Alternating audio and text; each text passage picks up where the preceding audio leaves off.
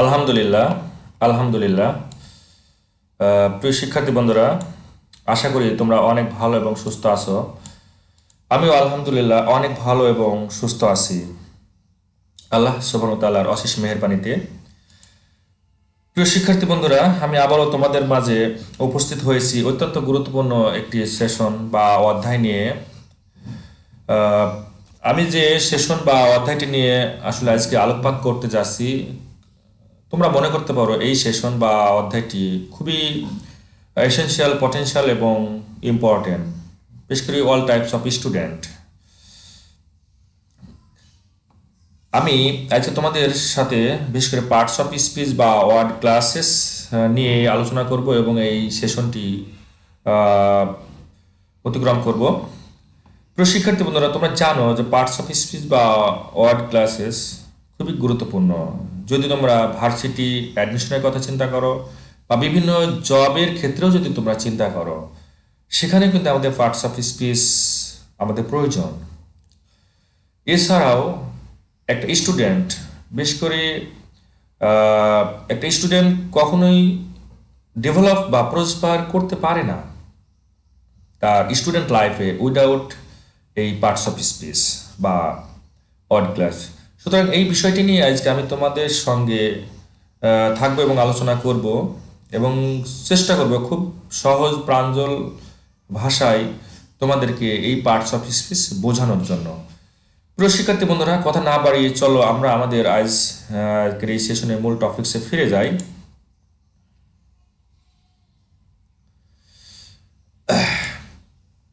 What is parts of speech or word classes? প্রথমেই যে বিষয়টি আসলো যে পার্টস অফ স্পিচ কি বা কাকে বলে বা ওয়ার্ড ক্লাসেস কি বা কাকে বলে। প্রিয় শিক্ষার্থী বন্ধুরা, আমরা কিন্তু জানি বা অনেক স্টুডেন্ট কিন্তু জানি যে পার্টস অফ স্পিচ, আবার অনেক স্টুডেন্ট বা অনেক শিক্ষার্থী বন্ধুরা জানে না যে ওয়ার্ড ক্লাসেস। তো ওয়ার্ড ক্লাসেস যাকে বলা হয় পার্টস অফ স্পিচও তাকেই বলা হয়। যদি কেউ বলে ওয়ার্ড ক্লাস সেটিও সঠিক, যদি বলে কেউ পার্টস অফ স্পিচ সেটিও সঠিক। সুতরাং পার্টস অফ স্পিচের বিকল্প নাম ওয়ার্ড ক্লাসেস। তো আমরা প্রথমেই পার্টস অফ স্পিচ কাকে বলে বা কি, ওয়ার্ড ক্লাসেস কাকে বলে বা কি সেটি জানবো। আসলে আমরা অনেকগুলো সেন্টেন্স আমাদের দেখা যায়, যেমন এই একটা সেন্টেন্স তোমরা দেখতে পাচ্ছ, alas Rahim and his old father died helplessly of a cholera. এটি একটি সেন্টেন্স।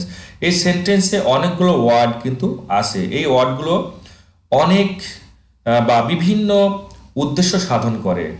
কোনোটি দ্বারা কোনো নাম বোঝায়, কোনো ব্যক্তির নাম হতে পারে, কোনো বস্তুর নাম হতে পারে। আবার কোনোটি ওয়ার্ড দ্বারা কোনো ব্যক্তি বা বস্তুর পরিবর্তে বসে। আবার কোনো ওয়ার্ড কোনো ব্যক্তি, বস্তু, স্থানে দোষ, গুণ, অবস্থা প্রকাশ করে। আবার কোনোটি দ্বারা একাধিক শব্দকে, একাধিক বাক্যকে সংযুক্ত করে, সম্পর্ক স্থাপন করে।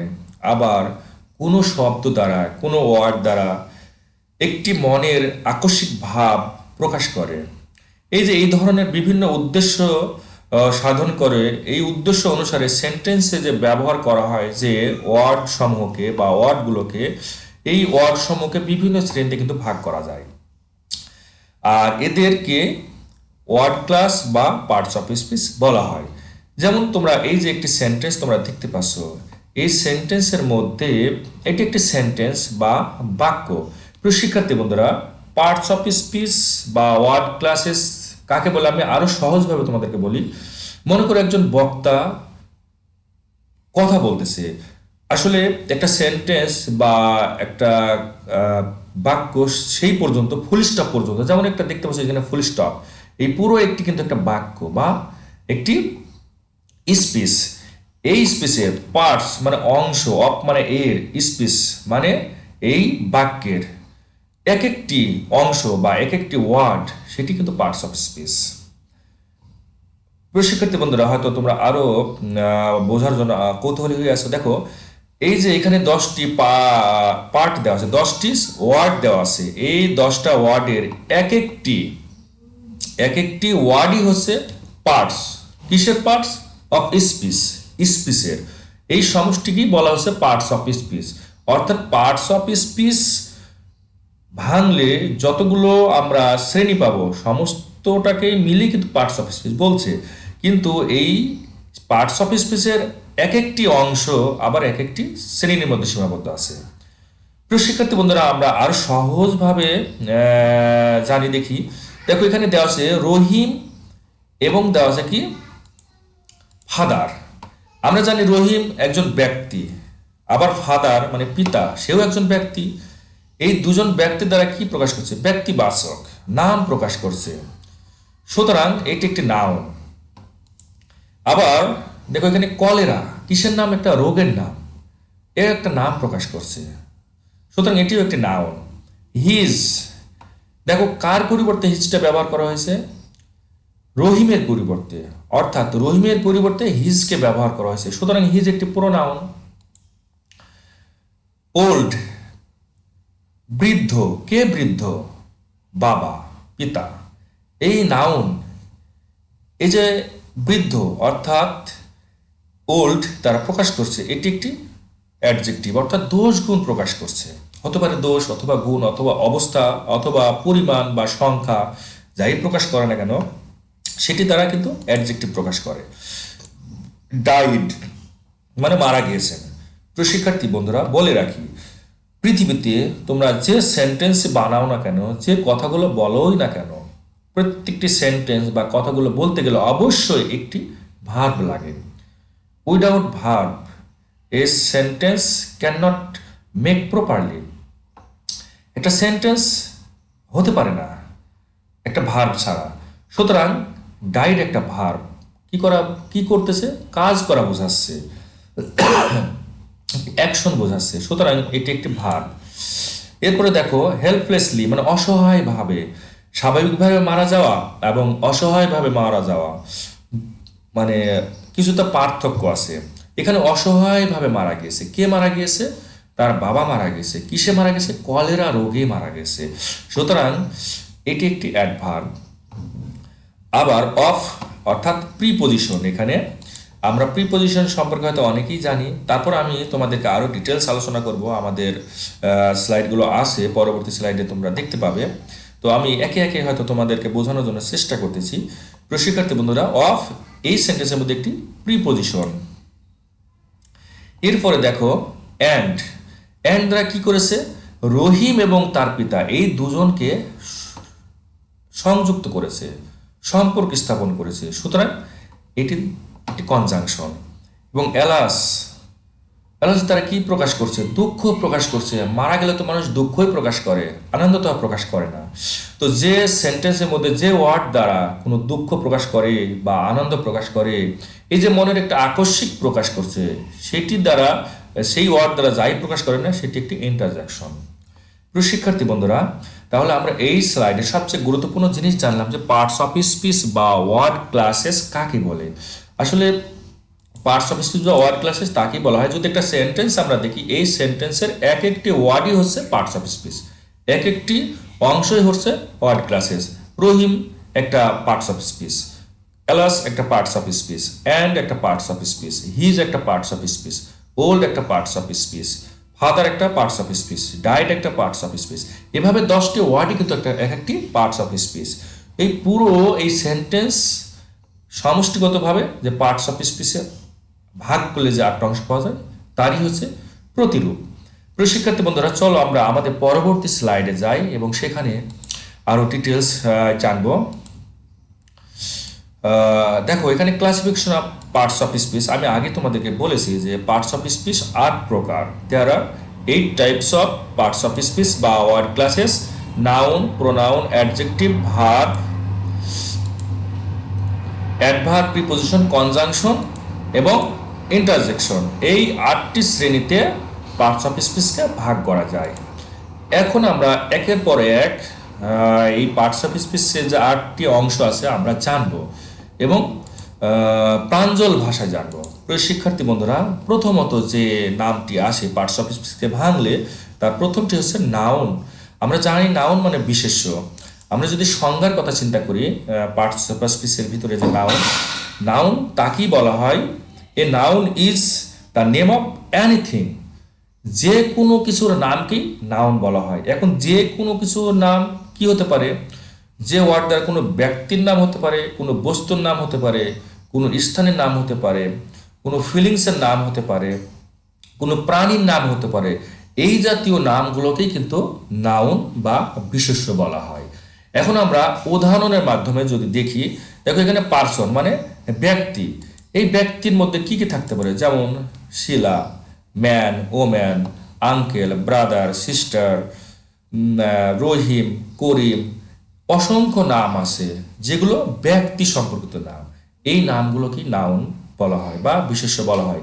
আমরা থিংস মানে জিনিসের যদি নাম বোঝায় বা কোনো বস্তুর যদি নাম বোঝায় সেটিও কিন্তু নাউন। যেমন টেবিল একটা বস্তুর নাম, ব্যানানা কলা একটি বস্তুর নাম, কার একটা জিপ গাড়ি সেটি একটি বস্তুর নাম।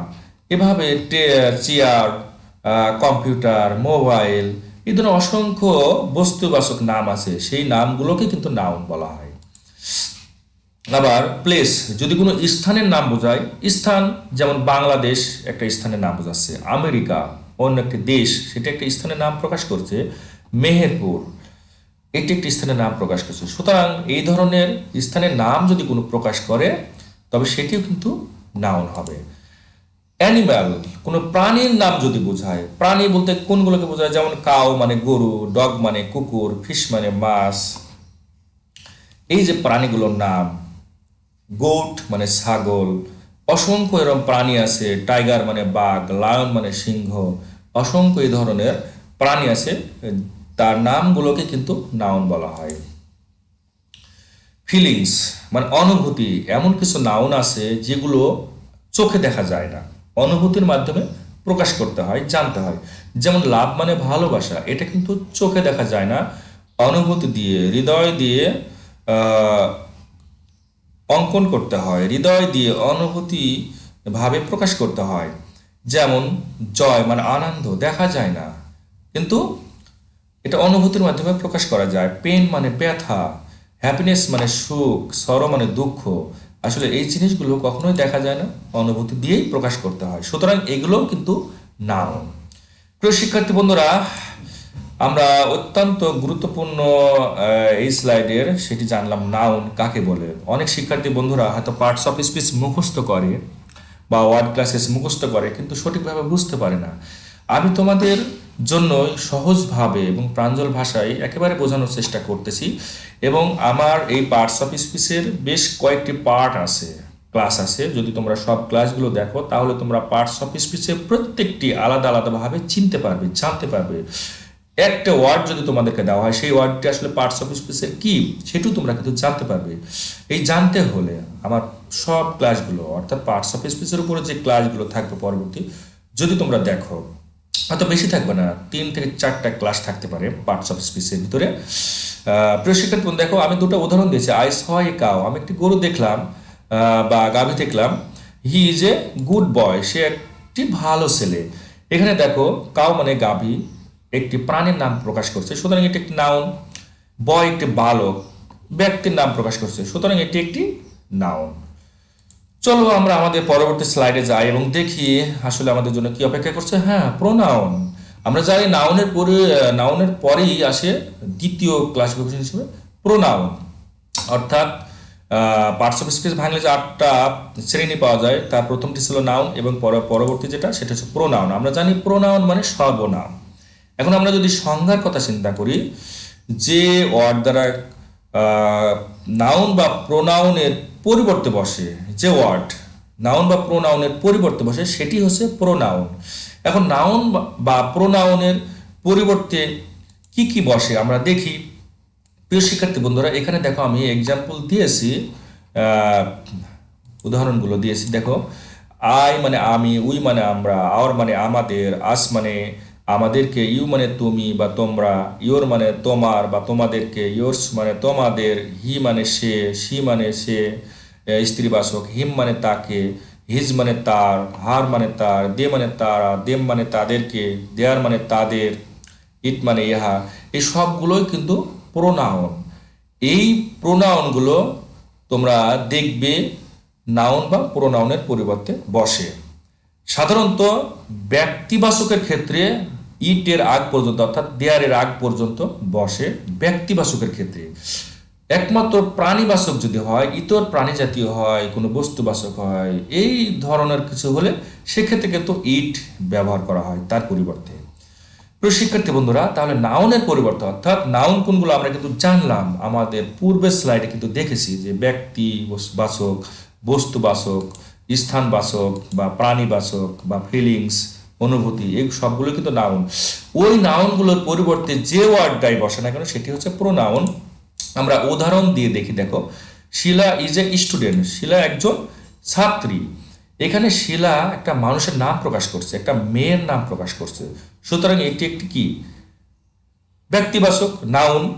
এই শিলা, বারবার যদি বলি শিলা একজন ছাত্রী, শিলা দেখতে খুবই সুন্দরী, শিলা অনেক উচ্চ শ্রেণীতে পড়াশোনা করে, শিলা সেই রকম বুদ্ধিমতী, এই বারবার শিলা শব্দটি ব্যবহার করতে হয়তো অনেক বিরক্তি প্রকাশ করতে পারে।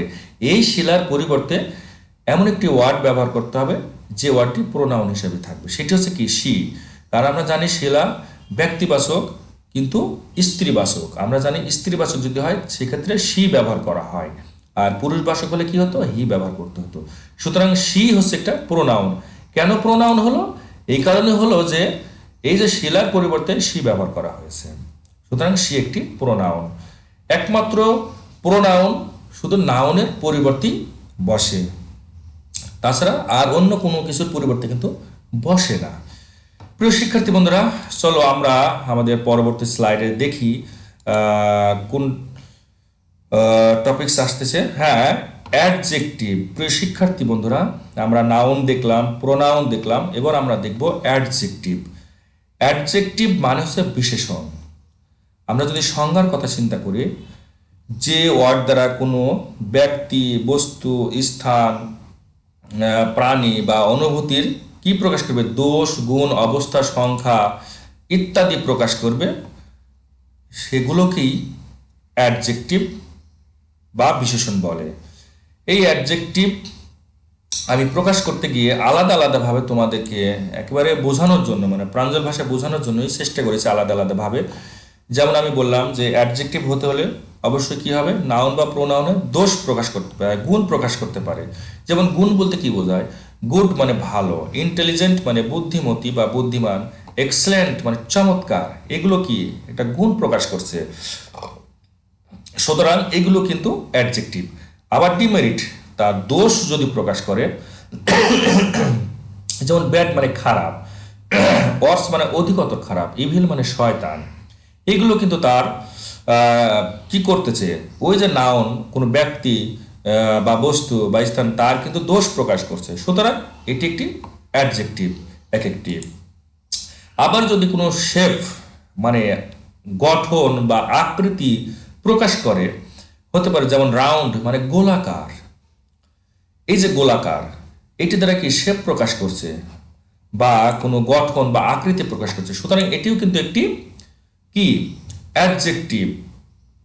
সাইজ, সাইজটা দ্বারা অ্যাডজেক্টিভ প্রকাশ করতে পারে, যেমন বিগ মানে বড়, স্মল মানে ছোট।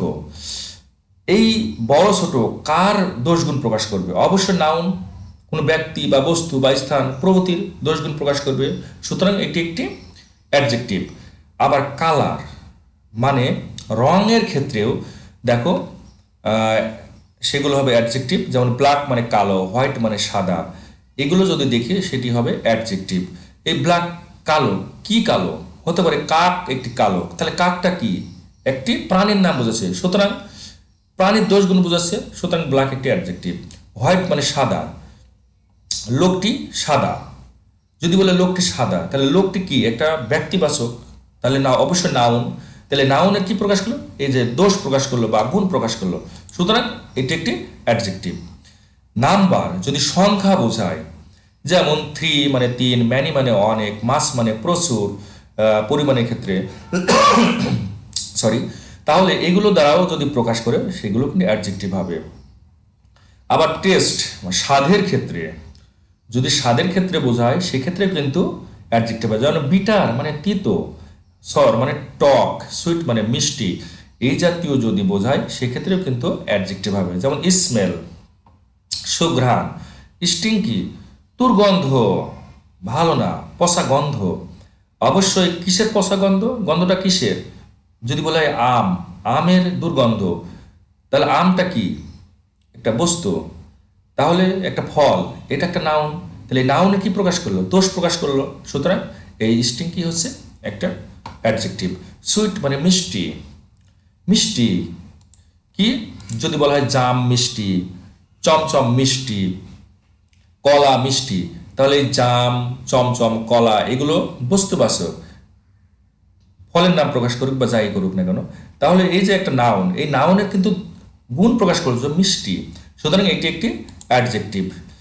আবার যদি সাউন্ড, শব্দের ক্ষেত্রেও কিন্তু অ্যাডজেক্টিভ হয় অনেকগুলো। যেমন লাউড মানে উচ্চ স্বরে, অনেক শব্দ করে, কোয়াইট মানে শান্ত, এগুলো কিন্তু অ্যাডজেক্টিভ। টেক্সচার বা গ্রাউন্ড বা ল্যান্ড, এই তিনটা দ্বারা কি ভূমিকে বোঝানো হচ্ছে, জমিনকে বোঝানো হচ্ছে। যেমন জমিনের কি সফট মানে নরম, রাফ মানে মসৃণ, পাহাড় পর্বতগুলো কি অনেক মসৃণ, উঁচু নিচু, তাহলে পাহাড় একটা কি নাউন, অবশ্যই নাউন। আর পাহাড়টা কি রাফ, তাহলে অবশ্যই পাহাড়ের দোষ প্রকাশ করলো, সুতরাং এই রাফ একটি অ্যাডজেক্টিভ, পাহাড়টা নাউন। আবার সফট মানে নরম, যেমন কাপড়, কাপড়টা অনেক নরম বা সফট, তাহলে কাপড় দ্বারা কি প্রকাশ? কাপড়টা অবশ্যই একটা নাউন, তাহলে কাপড় দ্বারা কি সফট নরম প্রকাশ করলো, এই যে কাপড়ের গুণ প্রকাশ করলো, সুতরাং এটি একটি অ্যাডজেক্টিভ।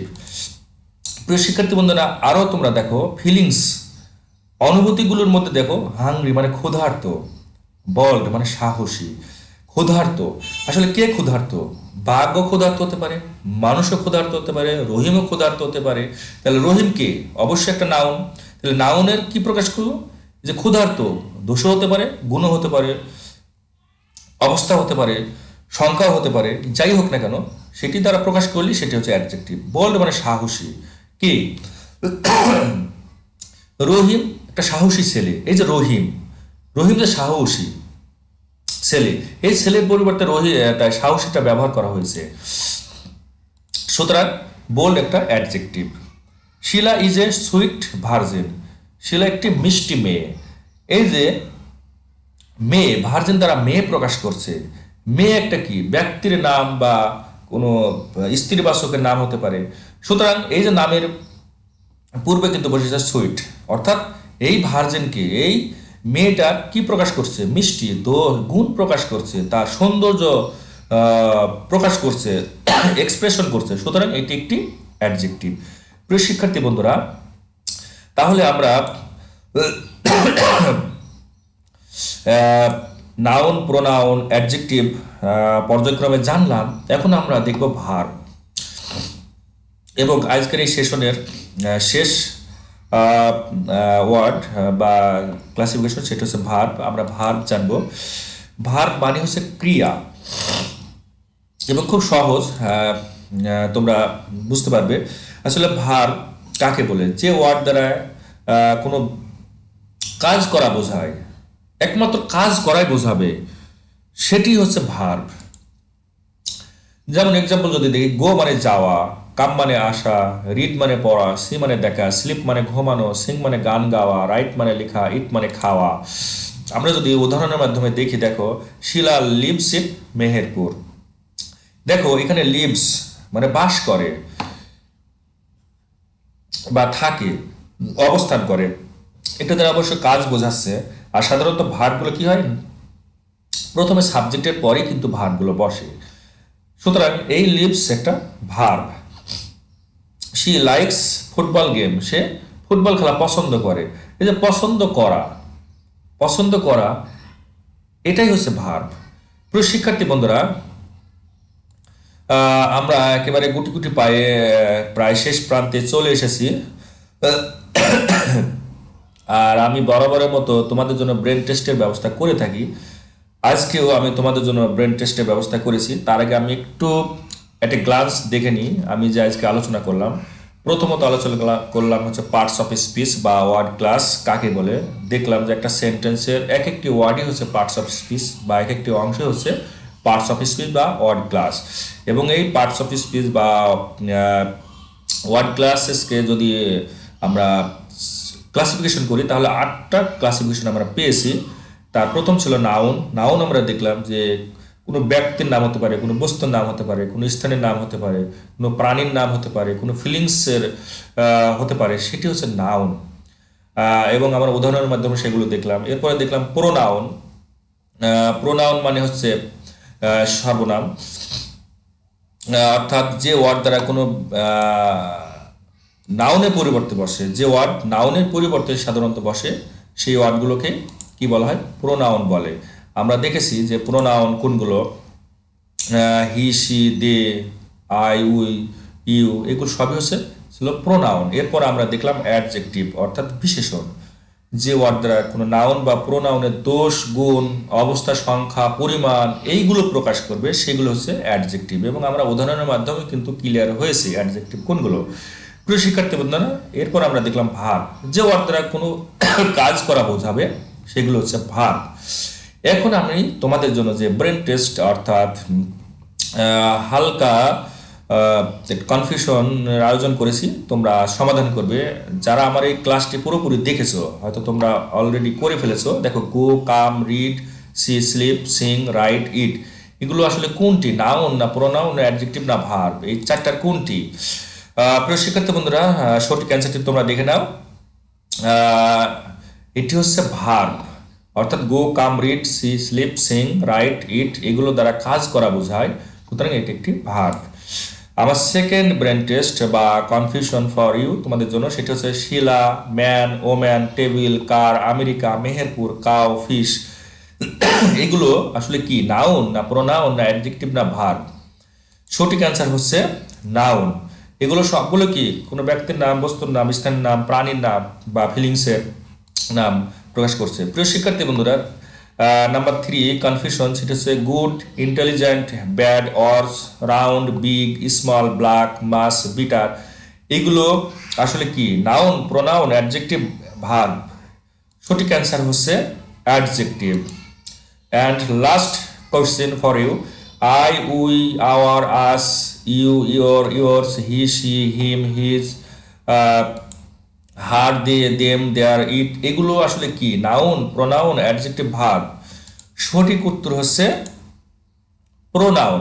প্রিয় শিক্ষার্থী বন্ধুরা, আজকের এই কনফিউশনে তোমরা যারা অলরেডি করে ফেলেছো তোমাদেরকে বাহবা এবং ধন্যবাদ। আর যারা হয়তো মিস্টেক করেছো কিছুটা, তারাও অবশ্যই বুঝতে পেরেছো, হয়তো পরবর্তীতে আর ভুল করবে না। প্রিয় শিক্ষার্থী বন্ধুরা, একেবারে আমরা শেষ প্রান্তে চলে এসেছি। আর হয়তো তোমাদের কাছে সময় নিব না। আমি আবারও বলি, আমার এই পার্টস অফ স্পিচ তোমরা আসলে সহজভাবে জানতে পারবে এবং চিনতে পারবে। বিশেষ করে ভার্সিটিতে বিভিন্ন অ্যাডমিশনে, পাশাপাশি চাকরির ক্ষেত্রেও কিন্তু এই পার্টস অফ স্পিচ আসে। আর আমি তোমাদেরকে আমার এই অনলাইন ক্লাসে বেশ করে এমনভাবে বোঝানোর চেষ্টা করব যাতে তোমাদের আর কোনো সমস্যা না থাকে। প্রিয় শিক্ষার্থী বন্ধুরা, এই পর্যন্ত। তোমরা ভালো থাকো, সুস্থ থাকো, এই কামনায় today's lecture is here, so best of luck.